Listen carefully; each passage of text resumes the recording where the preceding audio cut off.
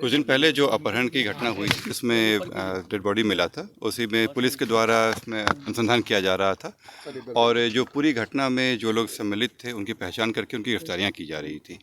इसी में जो मुख्य अभियुक्त था रवीश उर्फ विसिया, उस पर भी धरपकड़ चल रही थी और विभिन्न जगहों पर उनके विरुद्ध छापेमारी चल रही थी।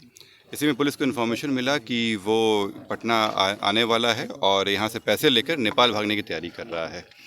जानकारी मिली थी कि वो वैशाली साइड से नाव से आ रहा है और अपने जाके पैसा लेकर पटना से और नेपाल भाग रहा है। इसी क्रम में पुलिस के द्वारा दबिश बढ़ाई गई और घाटों पे उनकी चेकिंग चलनी शुरू हुई। जब इस जगह पे आए पुलिस की गाड़ी तो सामने सामने हो गया और सामने आने के बाद उसके द्वारा फायरिंग किया गया। फायर करने के समय में पुलिस की गाड़ी में गोली लगा। पुलिस के द्वारा उनको रोका गया परंतु वो नहीं माने और फिर फायरिंग करने की कोशिश की। पुलिस के द्वारा जब जवाबी कार्रवाई की गई तो उसमें वो घायल हुए, पैर में गोली लगा और वो वहाँ गिर गए। तुरंत ही पुलिस के द्वारा उनके हथियार को हटा दिया गया और उनको इलाज के लिए भेज दिया गया है। अभी वो इलाजरत हैं और फिर इसमें आगे अलग से केस करके आगे कार्य किया जाएगा। रवीश अकेले था या उनके साथ और भी कोई? अभी जो जानकारी मिली है उससे पूछताछ अभी हो नहीं पाया है ढंग से, क्योंकि अभी इलाजरत हैं वो।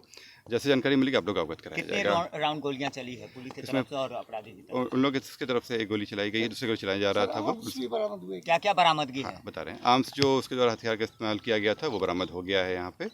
बाकी अभी वो इलाज में है, जैसे ही वो आता है फिर उसके पूछताछ करेंगे। इतिहास क्या क्या है उसके?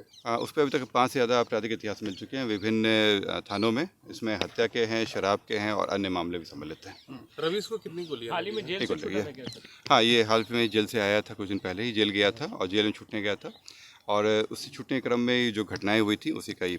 इस घटना का कारण क्या पता चला है सर? पुलिस क्या मुख्य कारण? इसमें जो उन लोग के आपस में जो उन लोग के वर्चस्व की लड़ाई थी और एक दूसरे पे आरोप प्रत्यारोप लगा रहे थे कि एक दूसरे के कारण ही उनको जेल जाना पड़ा है और यही कारण है जिसमें ये पूरी घटना की गई। शराब को लेकर ही इन लोगों के बीच में प्रॉब्लम चल रहा था और उसी में लोग जेल गए थे। जो रवीश भी गया था जेल, वो शराब के मामले में गया था और इसी को लेकर दोनों के बीच में प्रॉब्लम चल रहा है। शराब का सिंडिकेट खड़ा कर रखा था रवीश ने। सिंडिकेट तो नहीं कहेंगे ये लोग, लेकिन शराब के लोग कारोबार में लगे हुए थे और इनका आपराधिक इतिहास भी बताता है इस तरह का कि पूर्व में भी रहे हैं और इसी कारण से इनकी ये पूरी घटना हुई। जो अभी तक आया है उसमें आया है कि इन लोगों के साथ में बातचीत वगैरह के हम लोग को मिले हैं ट्रेस। बाकी इन लोग से पूछताछ वगैरह में भी चीज़ें बातें आई हैं, जैसा अनुसंधान में आता है आप लोग बताया जाएगा। अभी जो पूरी घटनाक्रम में अभी 4 लोग की और गिरफ्तारी होनी बाकी है, उन पे भी लगातार काम चल रहा है, जल्दी गिरफ्तार होंगे। इस पे अभी काम चल रहा है। सर, जब रवीश गिरफ्तार हुआ था तो बंटी उसे जमानत देने के लिए उसे छुड़वाने की भी प्रयास कर रहा था जक्कनपुर थाना जाकर के।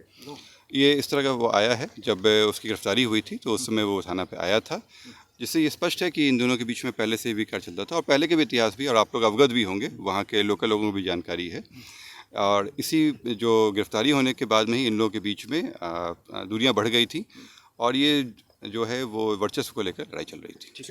कुछ अपराधी नेपाल भी देखिए ये पटना के